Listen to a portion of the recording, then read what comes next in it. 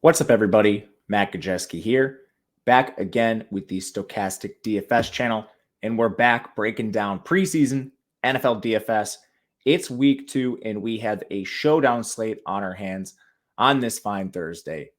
Before we get started, make sure to hit that thumbs up button, subscribe to the channel, and hit the notification bell so you know when this and all other content goes live.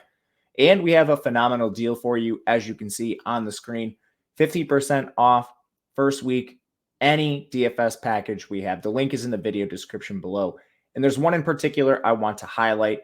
It's the preseason package. You know it, you love it. Comes with projections, constantly updating depth charts as well, and a Discord. And this is only $19.95 to begin with. It's going to give you access to all of the slates. And what I think is most important is the fact that all this constantly updates. Had a bunch of big scores in week 1. So if you're interested, take advantage of this. We only have 2 more weeks of preseason, but we want to capitalize on it as much as we can. All right, let's dive into this showdown slate. So showdown has a couple extra wrinkles compared to the regular slates. We're focused heavily on playing time. That means we need to figure out who's playing what, how many quarters, how many drives. And in the showdowns, we have to prioritize defenses and kickers, primarily because they accrue points over the course of the entire game. So right away, we're going to prioritize the Eagles defense, the Browns defense. The Eagles are a 3.5-point favorite over the Browns. They're a good defense. They're a deep defense. And the Browns are only going to play 2 quarterbacks. You're going to see the 3rd string, DTR, Dorian Thompson-Robinson, and 4th string, Kellen Mond. So they'll also be facing the worst quarterback play.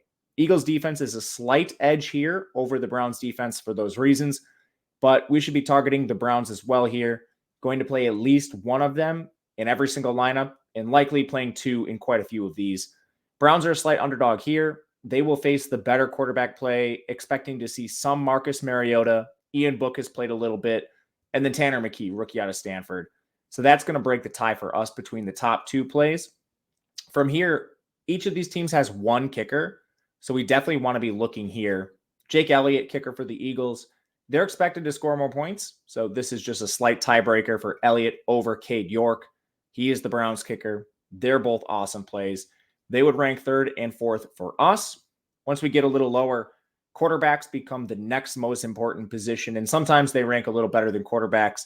Dorian Thompson-Robinson's right on that threshold. He's going to start this game. You're not going to see Deshaun Watson. You're not going to see backup Dobbs. And Dorian Thompson-Robinson has the best mobility out of any quarterback on this slate. Ran a 4.56 40-yard dash. This guy had over 600 yards rushing in each of his final 2 seasons with UCLA. That gives him a really good floor here. And he's just played really well this preseason and looked far ahead of Kellen Mond development-wise. With that said, Mond is still a pretty decent play here. We're expecting him to get around a half of football. He's going to come off the bench here. He started the Hall of Fame game over DTR. They're flipping that here. Doesn't run quite as much, but still has decent mobility.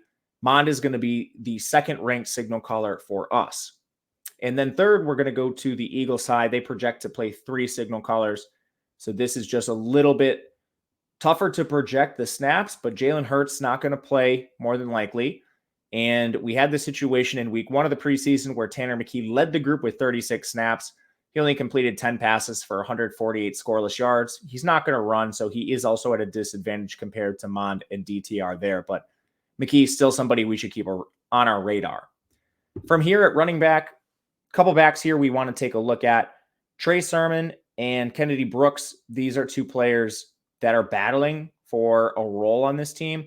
I'm not quite sure they'll actually get the roster spot because Philadelphia is deep at running back. You still have DeAndre Swift, Rashad Penny, Boston Scott, and Kenneth Gainwell. The Eagles took an interesting approach with their running backs in preseason week 1. They played Penny and DeAndre Swift. That's just because they're new to the team. They sat out Gainwell and Boston Scott. They're veterans. I would expect a similar approach here, but perhaps maybe some fewer snaps for Rashad Penny, who surprisingly played 27. But they still had Trey Sermon lead the team with 29. He carried 9 times, 21 yards in the score. I think Philadelphia reduces the snaps a little bit of Penny here and just lets Sermon and then Kennedy Brooks battle this out for the back of the roster snaps here, and maybe a practice squad spot, honestly. But from there, we go to Brooks. He did not play as much, but he did carry 4 times for 4 yards. He fumbled on his brief appearance in week 1, so that doesn't help him, but he's a rookie out of Oklahoma.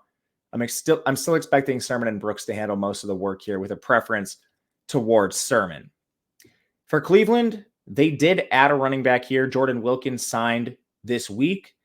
Not going to see Chubb, not going to see Jerome Ford, but in the 2 previous games we've seen for Cleveland, they've only had 3 backs. They'll have 4 here. Not sure if Wilkins plays a ton, but with that said, I still think we're prioritizing Demetric Felton. He's a receiver running back hybrid. Dominated snaps in the first 2 weeks, 35 and 39. He has 15 carries for 77 yards and a score. Good opportunity, good efficiency for Felton. But we go to John Kelly. He's also viable here. He actually leads the team with 16 carries, but he's been far less efficient than Felton. Also played fewer snaps, so that'll be enough to break the tie.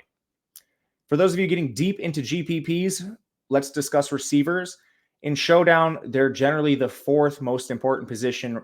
In that order, we're targeting defenses, kickers, quarterbacks, running backs, then receivers. Philadelphia projects for a slightly tighter rotation here. So the players we want to get to are Tyree Cleveland and Joseph Nada, primarily. Tyree Cleveland, that is, not the Cleveland Browns. That'll get confusing, so excuse me. Tyree Cleveland played 64 snaps in week 1. He caught 5 of 10 targets for 68 yards. That's just a ton of opportunity for him. Nada wasn't far behind, 60 snaps in week 1, only caught 1 of 3 targets for 4 yards. But these 2 guys dominated snaps for the team. If you're getting real deep and playing the massive GPPs, I'd then look to Greg Ward and Jaden Hazelwood. For Cleveland, the Browns that is, their wide receiver rotation was a little expanded compared to Philadelphia. So this is a place where I'm probably prioritizing the Philly receivers. But for GPPs, I think we want to look to David Bell and Cedric Tillman primarily. Bell, second-year player out of Purdue, 31 snaps, 41 snaps. He's caught 5 of 6 targets for 39 yards and a score. That's solid. Tillman's a 3rd-round pick this year. He's enormous, 6'3", 215, 4.54, 40-yard dash. He played 36 and 53 snaps, caught 4 or 7 targets for 42 yards. They're the top 2 options for the Cleveland Browns. And behind them, if you're getting deep, I would look to Austin Watkins and Anthony Schwartz. They'll play a little less playing time according to our projections. Tight ends, by far the least important position for Cleveland. Not going to see Njoku or Harrison Bryant most likely. They still have Jordan Akins, Miller Forrestall, Zaire Mitchell-Payton, and Thomas Greeny. We did see Greeny and Mitchell-Payton play a ton in the first preseason game, but Forrestall wasn't active. Each of them basically got 20 snaps in the second game, right around there. I would still lean Greeny's direction, but I think Forrestall could be an interesting GPP play. Again, you're not prioritizing tight ends too much anyway. And finally, for Philadelphia, they basically split tight end snaps right down the middle. But Grant Calcaterra would be the name I target first. He would come in slightly ahead of Tyree Jackson. But that'll do it for us today.